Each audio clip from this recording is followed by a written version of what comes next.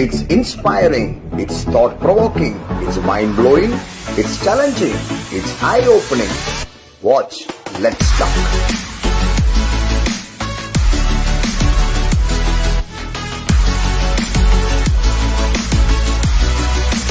And it's a Christian interactive forum where we talk about different aspects of Christian, the revelation of the Word, the walk with God, where we understand, amen, different aspects of the Word of God. So this evening is going to be glorious. Something every Christians love to know, and the people eagerly waiting or eagerly wanted to study and wanted to know. And sometimes we feel it is very difficult is the book of Revelations, isn't it? Most of the time people used to think it is very difficult for us to understand, but here we are getting a good opportunity to understand about some part of the revelations what Apostle Paul, Apostle John had an encounter with the Lord in the island of Patmos, and he received on the Lord's day. So Apostle Paul says, it is wonderful to receive the revelations. When our inner eyes are open, it is written in Ephesians chapter 1. When our inner eyes are open to the truth, we begin to move according to the perfect plan of the Holy Spirit. So of God from the land of India, from the different states, we have dear pastor, wonderful man of God, Pastor Deepak from Haryana, the state of Haryana, and we have Pastor Gaurav Kumar from Agra. He's from UP, Uttar Pradesh. And these are the wonderful men of God who went as a missionary to the land of Turkey. Amen. Where God dealt with them and made them to understand and study about 7 different churches that is mentioned in the book of Revelations. So we are getting a glorious opportunity to understand, what the Bible says about the 7 different churches and what it has a relation with the country of Turkey. Yeah, thank you so much, Pastor, for letting me in. It's indeed a real privilege to be here. It was not my plan to go to Turkey, but it was absolutely God's plan. I graduated from GFA in 2017, and later on, I met some American missionaries, and we started to have some Muslim ministry. We started to go among Muslims, we started to preach to them, we even baptized some Muslims, and that's how my interest in Islamic world started to develop. I was working as a pastor. We even started few churches among Hindus, but then God started to talk to me to work among Muslims, and I had no idea of Turkey. But one day, I was just browsing through a magazine, and I got to know about this, missions in Turkey. So I signed up there. I went there, and finally, the team decided that Deepak can go to Turkey. Now, when I told my parents, I told my society that I'm going to end up in Turkey as a missionary. They said Muslims are like very dangerous people. They are going to kill you. They will decapitate you. You are going to have no life at all. So please don't go to Turkey. I prayed. God spoke to me that Deepak, you will have to go back to Turkey. So it was all about God and it was all about people, whether you listen to people or you listen to God. We prayed, and then finally, without my parents' permission and all, I decided to go to Turkey. I ended up in Turkey uh, back in 2018, and I was there for almost 2 years. And we were planting churches. It was all secret. Didn't do it openly because of security reasons. Language was one of the biggest barriers which any missionary traveling overseas can face, and same thing I even faced. Turkish language was very difficult. Even food was very different. People, their skin is very different. Europeans and Americans, they look very different. So that's how local Turkish people look. So a lot of challenges there, and one of the major challenges was security. Uh, it's very hard to go among Muslims and to teach them or to preach about them and to preach among them. Even Bible distribution, tracts distribution was absolutely banned. If you give or hand out a tract to anyone, you can end up in prison or they can deport you back to India. So lot of issues, lot of issues. So what we were doing is prayer walk. We had a small church in one particular town, which I would leave unnamed. Um, and we would preach in those churches, teach people. We were trying to go to house, start house churches, house groups, uh, trying to influence youngsters, trying to teach them English groups and all. So it was all sort of mixed up things. We were not so much open to the gospel, because there were threats constantly. There were threats that we will do this to you, we will explode your church building. uh, so yeah, of course, lot of hard things there. But let me tell you one thing, like God was absolutely faithful. If God is on our side, nothing matters. So that's what we kept in mind. I even thought of coming back to India after 1 month, because I was not getting the language. They were not able to understand English. I didn't like their food, no spices, nothing. So it was food problem, language problem, and then climate problem, all sort of problem. But God said, I'll be with you, and then you just need to do what I asked you to do. And that's what kept me. Praise the Lord, Pastor. So glad to hear that. I know it's not easy to leave our comfort zone and go to a place where God wants us to Yeah. go. Because in India, even though problems are there, it is our home nation, home country. Yes. It is easy for us to manage. Somehow people are there. We can, yes, we get a comment from somebody from Nigeria. Pastor Turkey must be saved, Fabrics, yeah. yes, Turkey must be saved. Yes. So Turkey will like, save. yes, Turkey will be saved. Amen. So I think a lot of missionaries are traveling from India to Turkey. Up to you. Not many. Not many. Not many. Okay. Yeah, you said it was not your plan that God has sent you there. That's Yes. what, when Ezekiel was sent to down to the valley of dry bones, it was not Yes. his plan. God sent him. When God God sent. sent, God has a plan to raise the dry bones as an army. So Yes. you said you were able to start or plan a couple of churches, and people were coming to the knowledge of God. Yes. Or Not couple it's of churches. We were able to start house churches, house groups, houses. Yep, yes, house yep. groups. Yeah. Now even in India, because of lockdown, how house churches are, in other words, all the churches have turned into church. I mean, houses have been turned into churches now, Churches. isn't Yeah. it? Same like olden time. Like early church. Correct. Of God. They are in our platform. I thank God, Pastor Deepak's life, and I am so privileged to have him in our platform. He is the one of our seminarian. Uh-huh. Both we are in one campus couple Oh, of years in through for wonderful. Asia, and we thank God for the life of Pastor Gaurav, and we are Amen. so glad to know the missions what is happening in the land of Turkey. Amen. And here, I would like to ask, when you look at the Bible, the first century church history, when we look at the land of Turkey, Turkey was the one of the majority of the people. They were in the Christian. They believed the Lord Jesus Christ in the first century. And when we come back to the centuries, we can see that the good number of Christianity they were existed in the land of Turkey. Once I read a book, it was saying that 20,000 churches were Right. there in the land of Turkey. But when we look at in the present continents or present contacts, we cannot see several churches in the land of Turkey. Even if sharing gospel also, that is a big crime over there.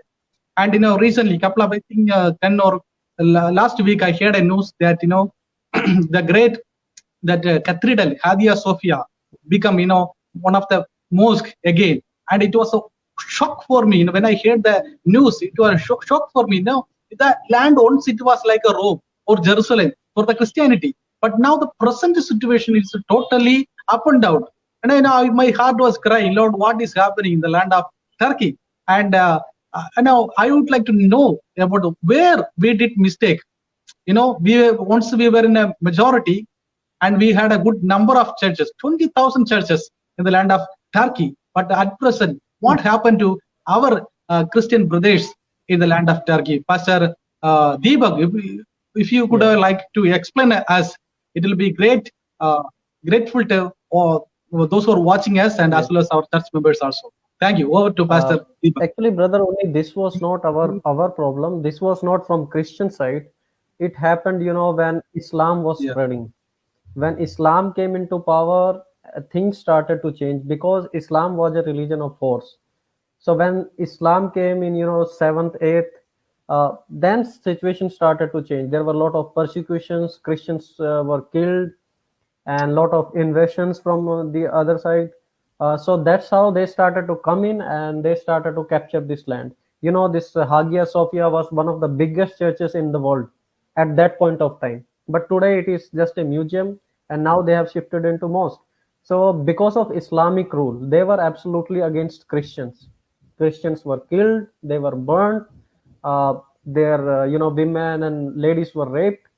So it was all because of influence of Islam. It wasn't the mistake of Christians, but it was kind of a political issue that Christians could not intervene much into, and that's how the whole land was captured. Even Syria had same problem. Syrian Christians, kind of oldest Christians, but same problem in Syria. When land was captured, so everything was gone. So only remains were there, and now again Christianity is slowly trying to germinate from Turkey. Currently, it is said there are only 6,000 Christians in Turkey. Hear me again. Currently, it is said there are only 6,000 Christians in Turkey. Now you can just ideate what kind Amen. of Yes. percentage. It is said like current population is like 80 to 90 million, and out of 80 to 90 million, only 6,000 Christians. That's ridiculous. So once, as you said, once it was more than 20,000 churches were there. Yes, Now you say that it has been deteriorated to not 6,000 churches. It talks about 6,000 Christians. 6,000 believers. Yeah. So my point I wanted to put forth is like so to what extent they were rooted in the word. No, To what because extent? Yeah. persecution is the praise God that we by the grace of God we have a very favorable government, and God has blessed India with a good government. Even Yes. though there are problems here and there, but we are being protected. So we thank God for our honorable Prime Minister and the cabinet ministers and all. We respect them. But what I'm saying is, but still we have persecutions going on in different villages, different places. Yes. Persecutions are there. But uh, there are people who are still holding on to the faith. They are Yes. not giving up their faith based on the persecution. But Yes. why the situation is not same in Turkey? Was You know, like yeah, my point is like, are they not rooted in the Word of God, or they from were the just peripheral Christians or what? okay, from the very beginning, when Jesus ascended, so Christians were looking after, Jesus is going to come back very soon. So even if you read church history, so many Christians they started to go into caves, they started to go in desert, kind of became monks, Christian monks. Still they have a lot of monasteries and all. So instead of going out and preaching and telling others about Jesus, they would go and sit into the caves, go into deserts, they would fast and they would pray, and they would just cry out, Maranatha, come on, O Lord Jesus Christ. So they were basically misspending their time in the waiting of the Lord, and on the other hand they forgot to propagate Christianity. They forgot to spread the word of God, and that was one of the, I would say, that was one of the most dangerous disadvantages that Christian ever took, because they Uh, misused the time and that opportunity. Instead of they, if they would have taken that opportunity to go out and preach the gospel, I think they would have made a lot of changes. But when persecution came into Turkey, this was all mass killing. It was all mass killing. The city of Ephesus was looted and they invaded. So thousands of Christians were killed there. So for some Christians, everyone is not a genuine Christian. So some were scared, they fled away to different parts of the world. Others just died for their faith happily. Others just denied Jesus. And as the persecution kept growing and growing, so Christianity slowly started to die out. See the Palestine and Israel, all the Bethlehem, or River Jordan, Egypt, and all. Same way, the people will come to Turkey also to see, right? Yes, Okay, so I think yes, it is exactly. also in the Holy Land package. It comes in that Holy Land package. Yes, absolutely. I'll say this because Christian church history is not only in Israel, but it is also in Turkey. Because In Turkey, yeah. Turkey was Asia Minor, and all New Testament missions were in Turkey. Paul was born in Turkey. Santa Turkey. Claus, Santa Claus was from Turkey. Apostle John was ministering there. Jesus's mother was staying there. All these new churches were coming from Turkey. All Smyrna, Ephesus, everything is from Turkey. New Testament. So I think You know, Turkey is very important place today. in between you said who? Paul, John, and who else? You were talking I about said, Santa Claus. yeah, today we talk about Santa Claus, right? Yeah, yeah, Christmas father, Yeah, Santa Claus. yeah, yeah. So he Oh, was okay. also even He born there. originated. Okay, it's originated from. Yeah, That's a for me. It's a new information. Thank you. yeah, For welcome. some people, it will be new information. Thank you so much. So, all Yeah. right, brother Uni, you can. Yeah. Good to know about new information about what is happening in the land of Turkey. And when we talk about the seven churches, once I asked one of my friend, would you like to say about the seven churches in the book of Revelation? And I think I remembered that. Still, I remember that one or two names he shared, then he forgot. So, so still I remember. So for the viewers, maybe I'd like to read the churches which is written in the book of Revelation. It's first it's a talk about Ephesus, then it comes to Smyrna, Pergamos, then Thyatira, then Sardis, Philadelphia, and Laodicea. And now we are going to discuss about the church which is called Pergamos. Revelation chapter 2, verse 12 to 17. The Holy Spirit is talking about a particular church name called Pergamos. Now, let me read that word for all of us, and we can know much more detail about that church. Yes. And it says that, and to the angel of the Lord, the angel of the church in Pergamos, write these things says, he who has the sharp towards sword. I know your works and where you dwell, where Satan throne is, and you hold fast to my name, and you did not deny my faith, even the days of which Antipas was my faithful martyr, who was killed among you, where Satan dwells. So when we read these scriptures, literally we could have some confusions. Literally, for a new believer, he will confuse reading these verses. So here I'd like to ask Pastor Deepak, if you could briefly explain about these verses, it will be blessing for all. Thank you. Over to Pastor Deepak. First thing is like no one truly understands the book of Revelation. That is why most seminaries don't even teach the book of Revelation. They don't teach the interpretation. There are five types of interpretation for the book of Revelation. Some people call it as a pure fiction. They say it is fake. It is just a fiction. Second, some people call it allegorical. They say it is a part of book, but it is symbolic. It is kind of symbol, and then message is encoded there. So we will have to decode the message. Some say it happened in the past and it doesn't have any relationship with the future. And the fourth view is it is just a continuation. It happened with Apostle John and it will even happen in future. And fifth interpretation is it is prophetic. Prophetic is what we believe that this will happen in the end time. Now this church of Pergamum is if you read about this church is also situated in a city, in the midst of a city.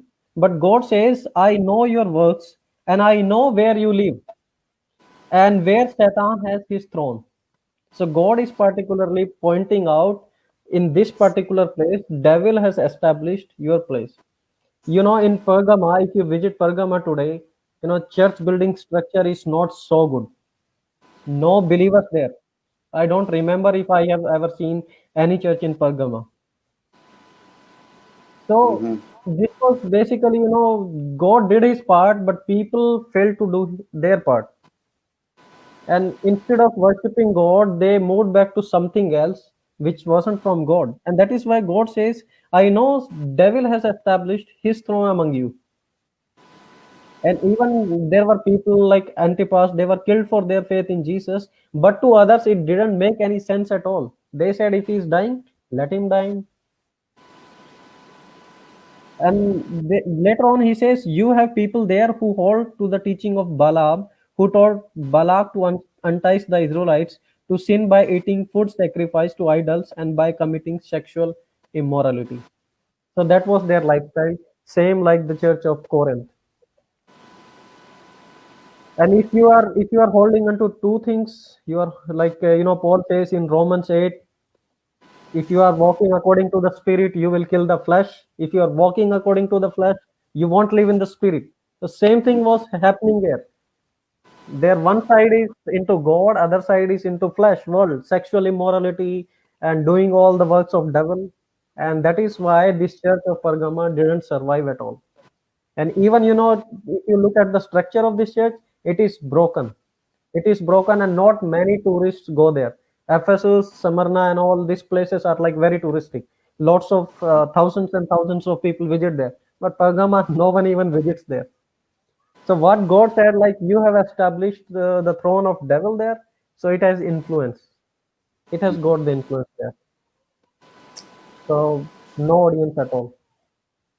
Okay, okay, fine. So there are a lot of things we need to study, and we need to relate that with the present situation of Christianity. Yes, Okay, and that too, our as you said, when we are led by the Spirit of God, we are the sons of God. When we sons start, of when the Bible says in Romans chapter 8, it says, when we are led by the Spirit of God, we become the sons of God. yes, We are the sons of God. And again it yes, says, by yielding to the Spirit of God, we can put the desires of the flesh. But if you yield to the desires of the flesh, you will die. So yes. how beautifully you have related that. Thank you so much. I just want, Pastor Gaurav, could you just give an explanation about what you learned about Thyatira Church, which is mentioned in Revelation, with connection with what you have seen in Turkey? Yeah, actually, I didn't visit this church. Mm-hmm. I visited only two churches. One is Ephesus and one is Smyrna. But Okay. these five churches I could not visit there. Okay. So yeah, Fine, fine. All right. No, let me go back to Pastor Deepak. Would you like to contribute something on it, Pastor Deepak? I think It should I'm be. sorry. Yeah. Okay. Okay. Yeah. Please. Even even when I went to the Church of Thyatira, it was very difficult to find. It is Mm-hmm. very small. It is Mm-hmm. very small, and it has become like kind of a coffee shop. So people are just Mm. sitting next to the Church of Thyatira, and they are Okay. taking their coffees and daily teas. And Okay. even if we read it in the Bible, so we find about the Church of Thyatira, God calls, you are more like, the Lady Jezebel. And Oh. we know what was the character of Jezebel. She was killing. She was igniting her husband's passion to kill Naboth. In 2 Kings chapter 21, we read this story. So, and moreover, there were many false prophets. Many false prophets, like today we do. They were Mm-hmm. more into spirituality, but they couldn't maintain their spirituality. So some people took advantage of that spirituality, and that is what we call today as spiritual pride. Spiritual pride. Mm-hmm. And spiritual pride started to come into these people's life. Many false prophets started to rise, and they were, exploiting others in the name of God, making Christianity as a business. And God says, you have love, you have faith, you have everything, but you have become like Jezebel. And if you have become like Jezebel, if you have turned God's work into, all money business and all, even though then you have faith, you have love, and nothing works then, because you have lost the main point of gospel. Paul says gospel has the power of God. That is why I'm not ashamed of the gospel. So he was just preaching the gospel. But these people, they made gospel as their business. And God says, you are okay, you are all right, your faith is good, you are clapping, hallelujah, everything is fine, man. But you have forgot the main point, you have become like Jezebel. Right. Over to Nick, Brother Unik.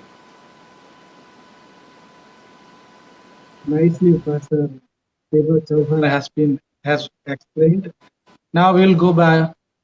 We'll go to fifth church of the book of Revelation. The church name called Sardis. Which is written in the Revelation chapter 3, verse 1 to 6. Let me read that first word for all. And to the angel of the church, which is in Sardis, writes, this thing says, he who has 7 spirits of God and the 7 stars. I know your works, that you have a name, that you are alive, but are dead.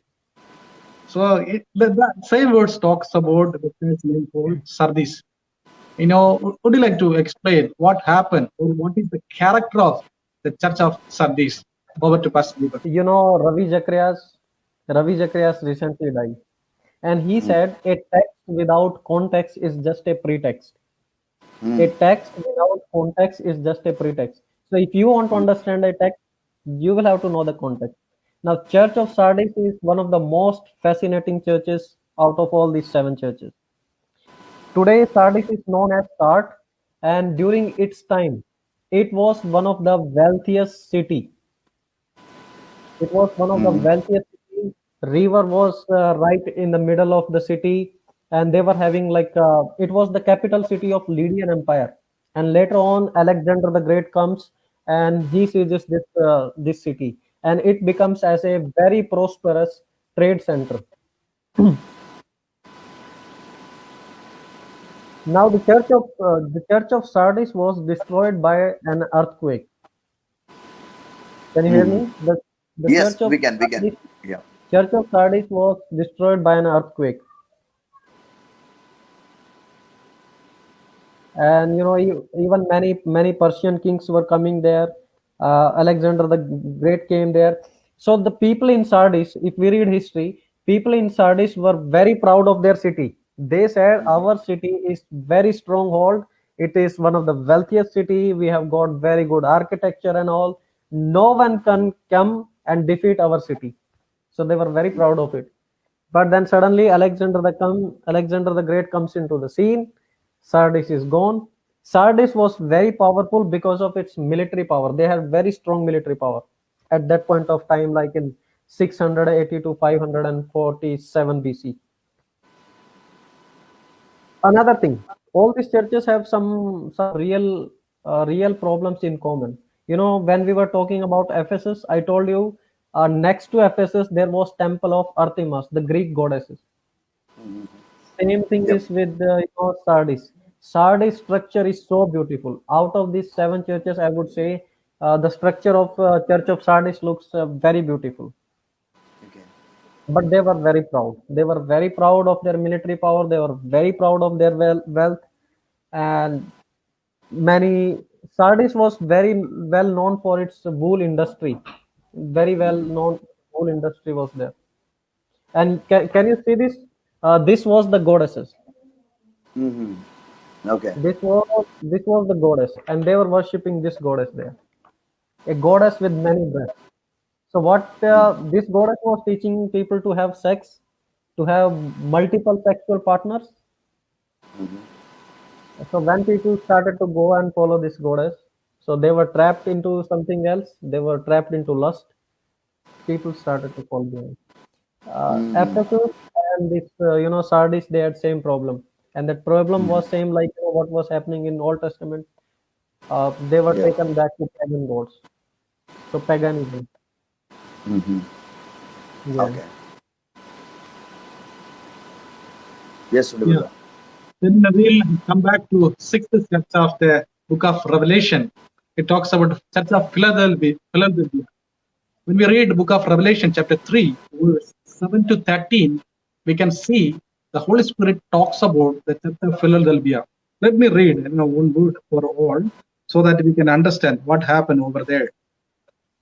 Book of Revelation, chapter 3, verse 7.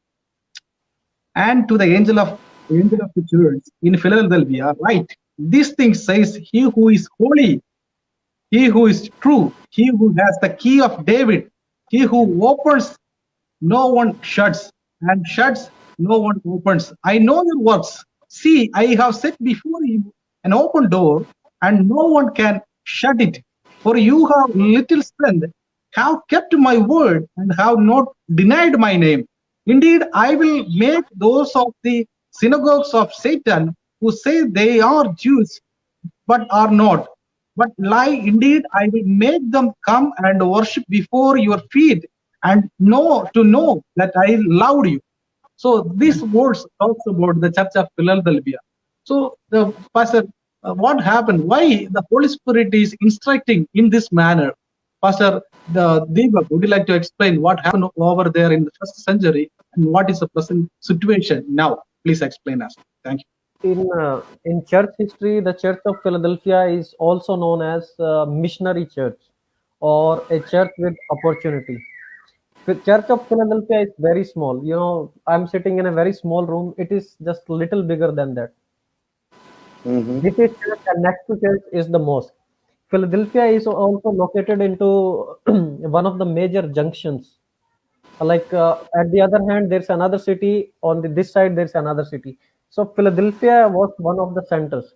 Now, because Philadelphia was one of the centers, they took this advantage and they started to preach the gospel. And that is why in church history, Church of Philadelphia is known as the missionary city.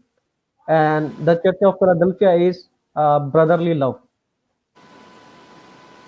So Okay. because of Philadelphia, this Northwest Asia, Pergia, and eastern side of Turkey were connected. So people in Philadelphia, though they were very few, they were young in faith, but they used it as an advantage. So whoever was passing through all these roads, whoever was passing through the city, when they would come and stay there, take some rest, so they would go and proclaim Jesus to them. And that is why Jesus says, though you are small, but can you read it again once again?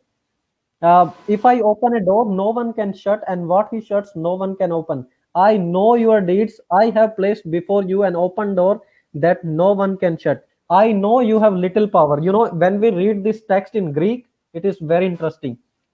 When it says you have little power, so the word for power is dynamos, which we translate as dynamite today in English. Dynamite is just a powder. It is powder. You take it like 5 milligram or 10 milligram, but it is used to break the rocks. So we take atom bomb and all. It cannot break the rocks.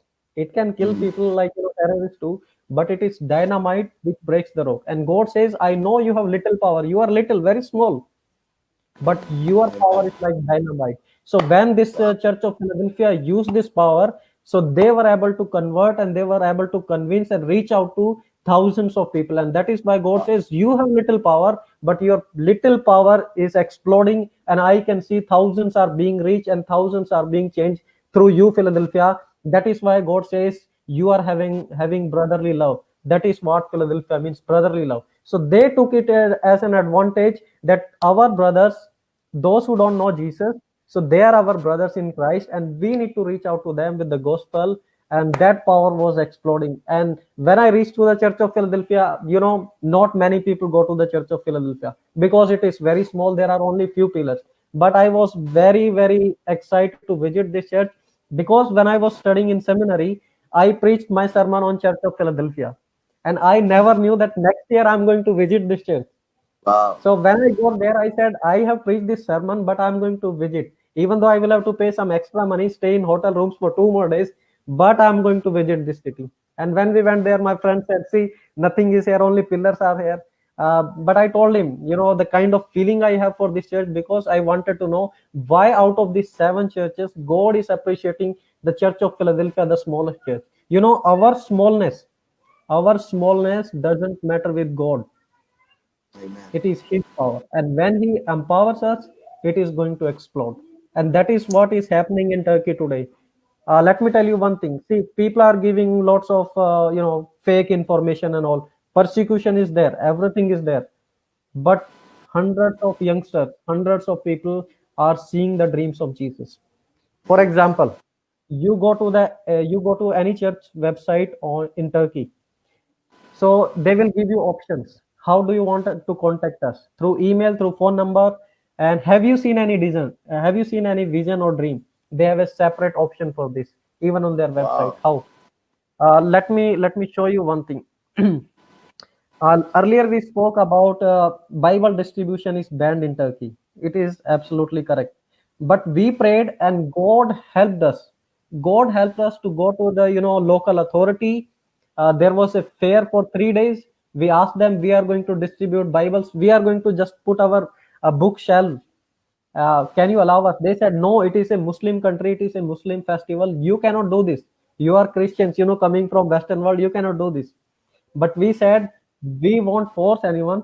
Please allow us to do. And the other guy in police, he knew us that we are Christians and they won't harm us. So they allowed us. And we made a record of Turkey. Like in 3 days, we distributed 800 Bibles. 800 Bibles in 3 days. Now, number 800 can look very small, but in Turkey, 800 is very big. You see this photo. I don't know if you can see this because Yes, of we bright. can, we can. So we distributed, New Testaments and all. 800.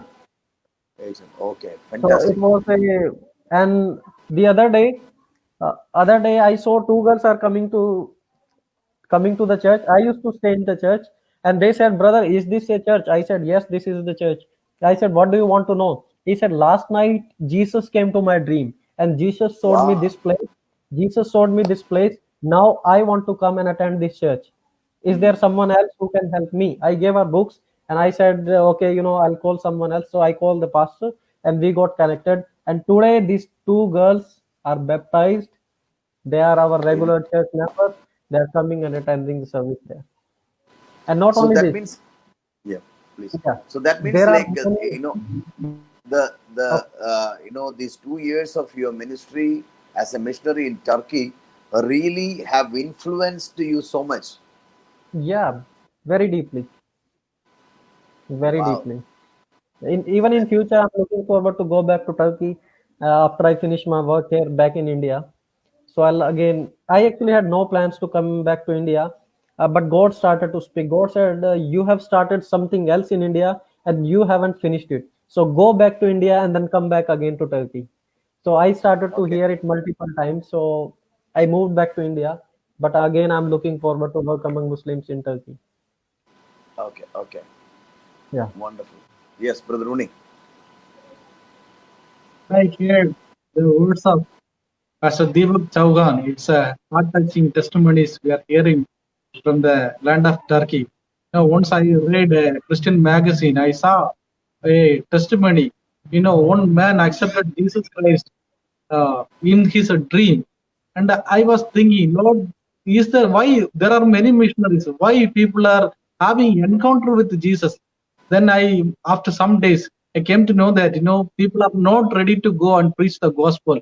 That's the reason for Jesus Himself is showing Himself to the people. It's such a sad news. Being as a Christian, we have to be shameful. I was sorry to use that word because when we look at the last century and the first century saints of God, they burned their life to share the gospel. But now, modern time we are having all the equipments and modern technology, but we are not able to reach out our neighbors with the love of Christ. And it's so sad, when we hear, Jesus appeared in a person's dream and saying, I am the Lord, accept me. It means it's a sad condition of the Christianity. I can tell that, we are so disparate, we are so selfish, and we are looking after our own ministry, our own church, and we are not going for, or we are not looking for the world evangelism. Now I beg all the church leaders that this is the right time to stand in the gap, to pray for the world evangelism. When I read about George Verber's life story, it is that story touched my heart.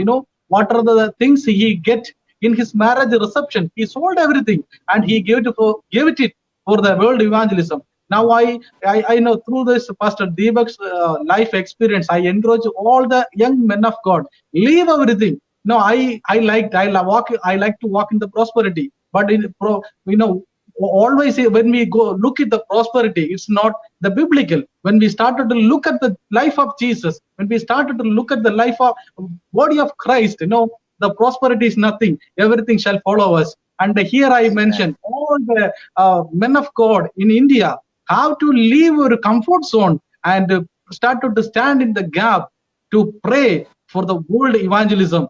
When we start to do such a things, I believe that in our days we can reach the nations with the love of Christ, especially in Middle East. When I heard about Turkey, literally my heart was broken. 20,000 churches were there once upon a time. Now only 6,000 Christians. And now when again I am hearing that Jesus himself is appearing into the people's dream and telling, I am the Lord. See, such as we have to cry out and ask forgiveness to the Lord Jesus. He is himself going and sharing about himself.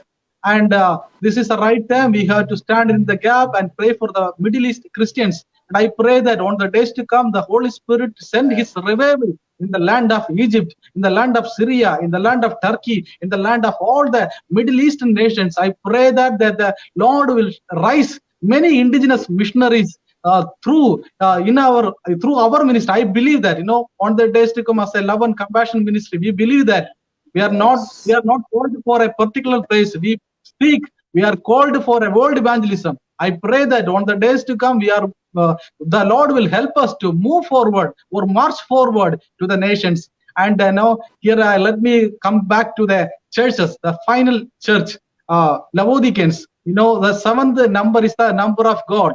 Whenever we see the seventh, I am so happy because it is a number of God. When we see the seventh, it's a fulfillment of God. So let's talk about the church name called Laodiceans. And for that, let me read a word for all of us.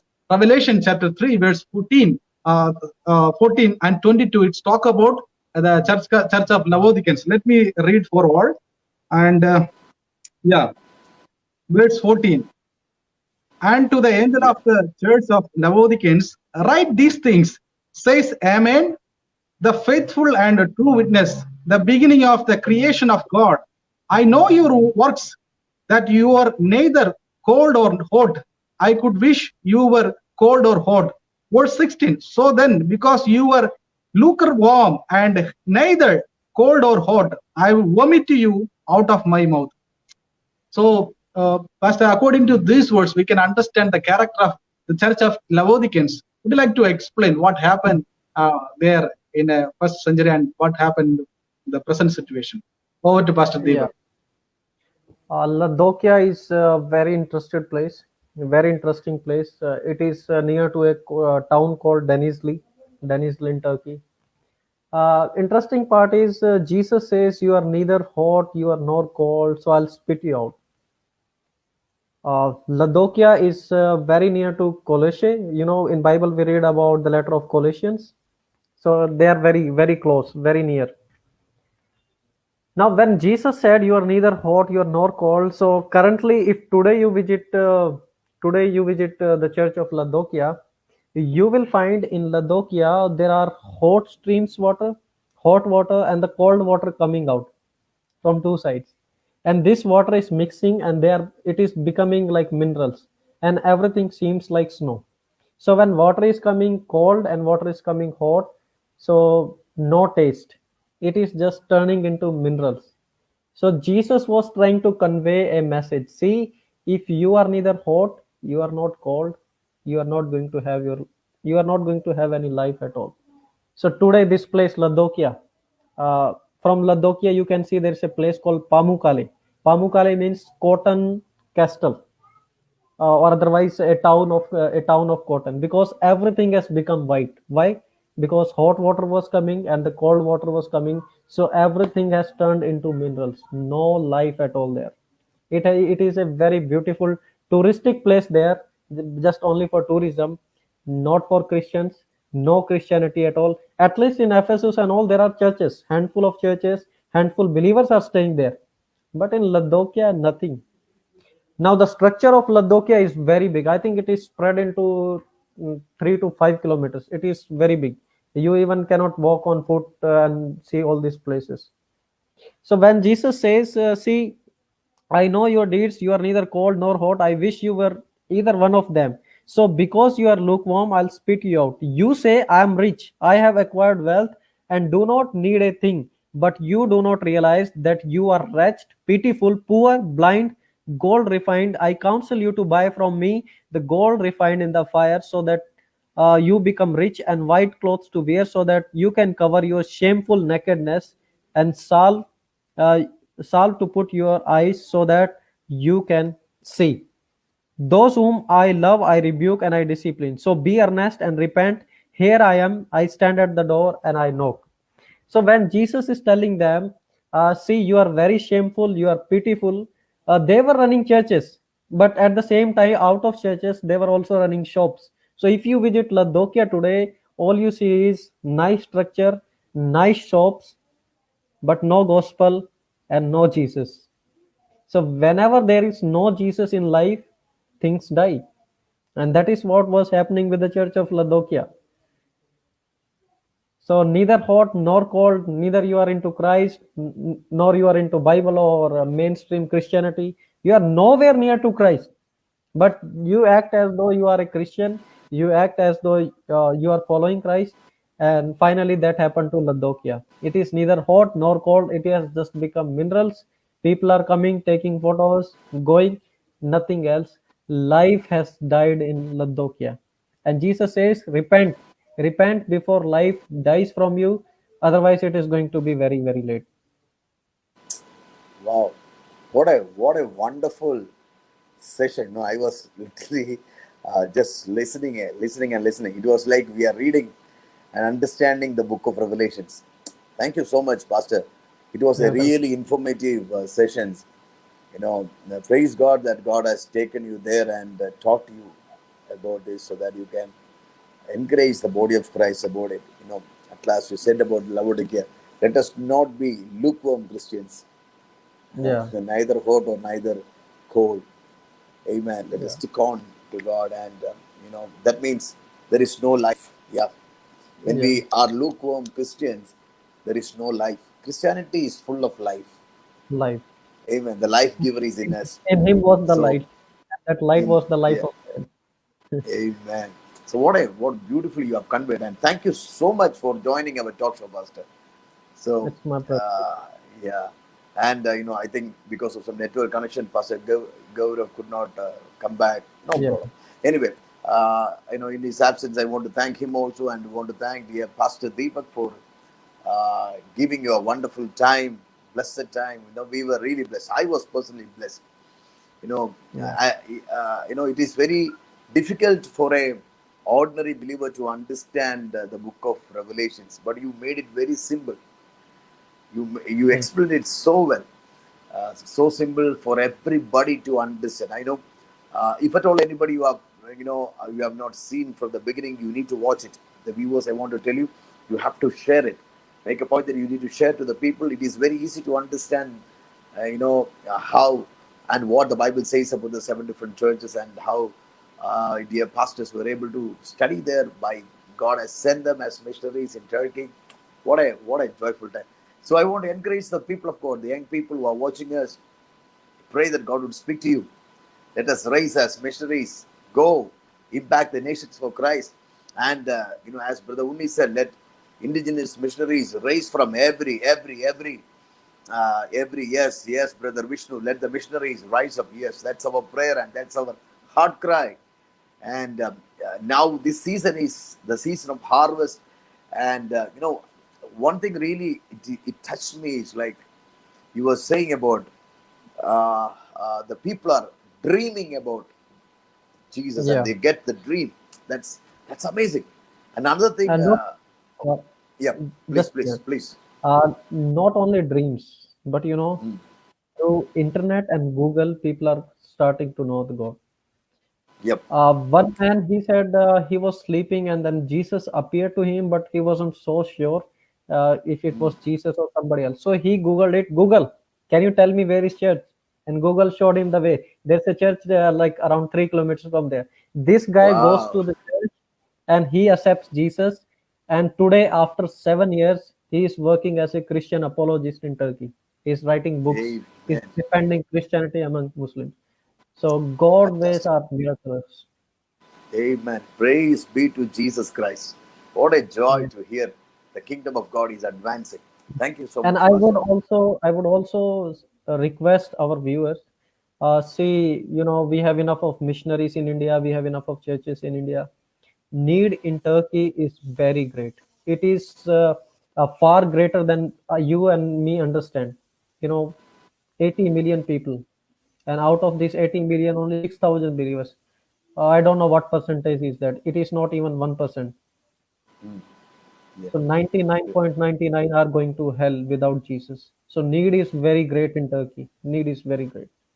So if we are going to happily stand before God, so I think we are responsible for spreading the word even in Turkey. So if you have privilege, if God guides you, please go there. It is we are not going to wait anymore for Westerners to come in, because government is deporting all missionaries there. No more Westerners. Churches are dying out. Churches are closing. Every month there was threat of ISIS, that ISIS people are going to attack your church. So we had to close down our church. No Sunday service. So we have to meet in house. So need in Turkey is very great than what we see in India. So if God is speaking to you, leave your comfort zone, get ready to go and work for God in Turkey if God speaks to you. Because What it a always starts what a with one man. challenge. Amen. It always starts with Please. one man. One man has to stand, and if God is with your side, you are more than an army. You are going to explore Turkey. Turkey is never going to be same if you stand in Jesus' name and work for Jesus. What a glorious day. Praise God. Thank Brother Unni for introducing such wonderful men of God.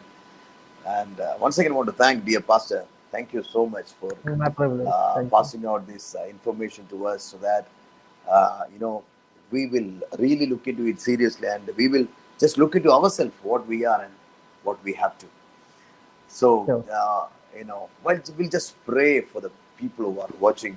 So I request Brother Yes. Unni, you can just release a word of prayer. Why And don't we also just bless pray? you. Yeah, please, definitely. We'll bless Turkey too. Please, Unni brother. Thank you, Jesus. Gracious, loving Father, once again we come to your throne of grace. Lord, as a children, we are coming in your name. Lord, we pray for the land of Turkey. Lord, we pray that, Lord, send your revival in the land of Turkey, O Lord. Revive our brothers, those who are in the land of Turkey, O Lord. Lord, you who died on the cross of Amen. Calvary, not for only few believers, but you died for the, Turkish people are also. Lord, 80, 90 million people they are not knowing about you, oh Lord Jesus. Right now we pray for the land of Turkey. Lord, rise many indigenous missionaries from the land of Turkey, oh Lord Jesus. We pray. Lord, we pray that on the days to come, we wanted to see a great harvest on the land of Turkey, oh Lord Jesus. We pray. Lord, harvest is plenty, but true servants are few. Oh, pray that the Lord will rise servants. Lord, in the name of Jesus, we are praying. Rise many missionaries. Rise your servants from the land of Turkey to evangelize all the unreached people in the land of Turkey, oh Lord Jesus. Right now we pray for all the foreign missionaries, those who are in the land of Turkey. Lord, protect them by your blood, oh Lord Jesus. On the days to come, we believe that a great harvest is going to take place in the land of Turkey. Lord, we speak the word of faith. The Turkey will be a Christia. The Turkey will be filled with the believers in the name of Jesus. We pray. As the Jesus. first century, what happened? The book of Acts. Let it happen according to your word, oh Lord Jesus. We pray. Whenever we preach the gospel, let the signs and wonders will take place in the name of Jesus. We pray. Lord, rise in apostles, rise prophets from the land, oh Lord, to evangelize those nations. Lord, we pray on the days to come. Lord,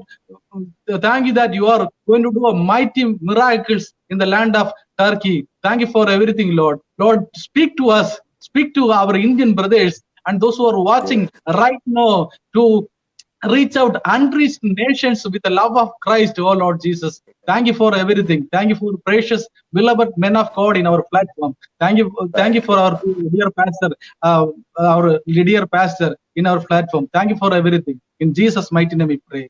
Amen. Amen. Amen. Amen. Amen. What a glorious, glorious session. Thank you so much. All glory Thank be you. to God. Praise God. So want to thank, yes, Matthew, Chaya Matthew, God bless you. Thank you. Bless you too. So want to thank everybody who have watched this evening. God has rekindled the fire in us. Praise God. I wanted to tell all the viewers, this day God has done a supernatural thing in our life. And I pray that let's go back to the book of Revelation, study more as we heard. Just tally that with the word of God. Let us glow for the kingdom of God. So Amen. then tomorrow we are going to have a wonderful anointed glorious session. I just want to give a small briefing about what is going to happen tomorrow. That is going to be a mixed session. Will be in English as well as in Malayalam, so that everybody can know. It will be a bilingual episode going on. Tomorrow is a special day where we are going to speak about our mission to Africa. In the sense, like 2008, it was a year of supernatural. We can say, where God diversified our vision, and we were able to travel to the country Uganda in Africa for a crusade. Then it's all picked up. That's what you're going to hear tomorrow. What happened in Uganda?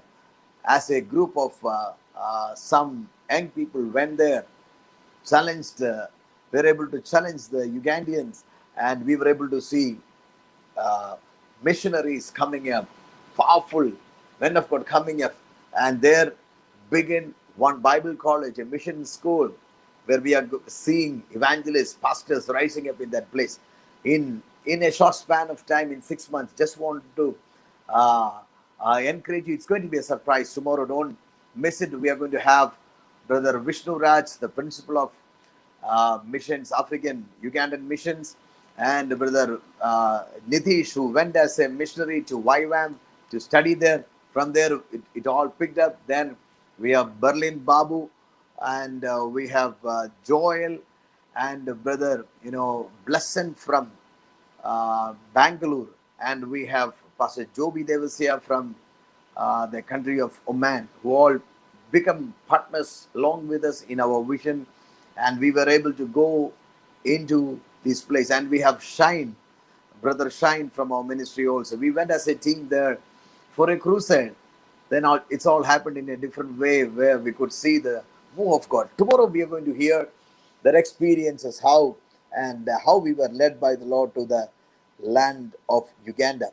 So we can have a, amen. You can travel with us to Uganda tomorrow at 6 o'clock. We're going to have a recap. So please don't miss the session. Encourage other people, your friends, to watch the tomorrow's episode at 6 o'clock. We are going to start in the evening, God willingly.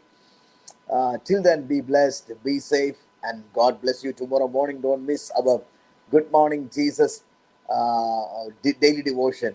Tomorrow morning also we have morning 7 o'clock. Amen. Wake up, start the day with Jesus. Bye. God bless you. Good night.